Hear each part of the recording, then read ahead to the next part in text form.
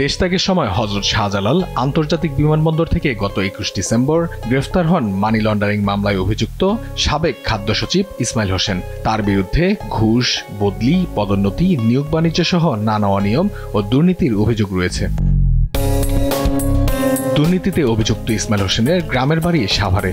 দেশ টিভির অনুসন্ধানে বেরিয়ে এসেছে সেখানে বিপুল পরিমাণ সম্পদের পাহাড় গড়েছেন তিনি। এসব সম্পত্তির মধ্যে রয়েছেন সাভারের ব্যাংক কলোনি পদ্মা প্রিন্টার্সের পাশে মার্কেট, তার পাশে বাউন্ডারি করা প্লট, ব্যাংক কলোনি এলাকায় এ ব্লকে ৩ তালা বাড়ি, নামাগেন্ডা আল মুসলিম প্রজেক্টের পাশে সীমানার প্রাচীর করা ২৬ শতাংশের প্লট, সাদাপুর আওয়াল মার্কেট এলাকায় ৪৬ ও ১০৮ শতাংশের দুটি সীমানা প্রাচীর করা প্লট, কাজীপাড়া ট্যাঙ্গাইর এলাকায় ১৫৬ শতাংশের উপরে নির্মিত বিলাসবহুল বাংলো বাড়ি, এর পেছনে একটি প্লট ও জলাশয়, চাকুলিয়া এলাকায় পুরনো বসত বাড়ির পাশে ৬৬ শতাংশের জমি, সাথে অসম্পূর্ণ একতলা নির্মাণাধীন বাড়ি ও বনগাঁও নামায় নদীর পাড়ে কিনেছেন কয়েক একর জমি। এছাড়া সাভার ও রাজধানীর বিভিন্ন অভিজাত এলাকায় নামে বেনামে রয়েছে একাধিক প্লট। চাকরি করে অনেক কিছু পয়সা পাইতে হয়েছে, জায়গা সম্পত্তি কিনছে। এখানে এই যে আমরা বাংলা আছে জমি ৫-৬ বিঘা এরকম হবে, ৫-৬ বিঘা। এই জায়গা আছে শশী বলার, শশীর মনে হয় ইসমাইল শশী। কত ভাড়া দেন? এটা ৩,০০০ টাকা ভাড়া দেয়। ৭ বছর আর ৭-৮ বছর আগে ওই ১৫ ডিসেম্বর জায়গা কিনছিল।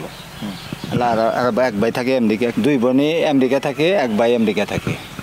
এই সামনে দেখছেন এই সাইনবোর্ডটা, এই সোজা পারার অধিকার ওখানে 2 পাখির মতো আছে, 2 পাখি একটু বেশি।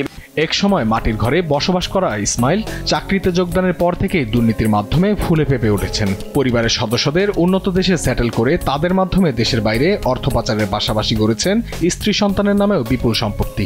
কিভাবে ইসমাইল এত সম্পত্তির মালিক হলেন, এই বিষয়ে কথা বলতে রাজি নন ইসমাইলের পরিবারের কেউ। আপনারা এখন বক্তব্য দেওয়ার মতো মনে করেন অবস্থায় নাই। এখন আপনারা যা ওইখান থেকে যা বক্তব্য আনছেন ওইটা করেন।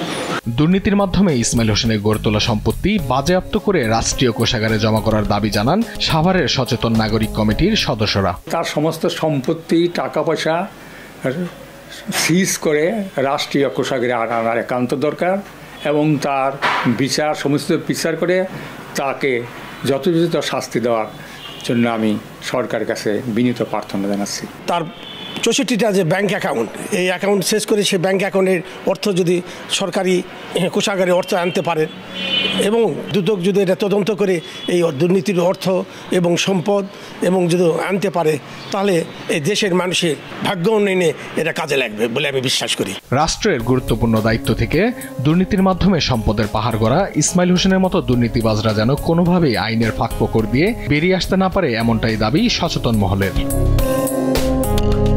অঙ্কন চৌধুরী, দেশ টিভি।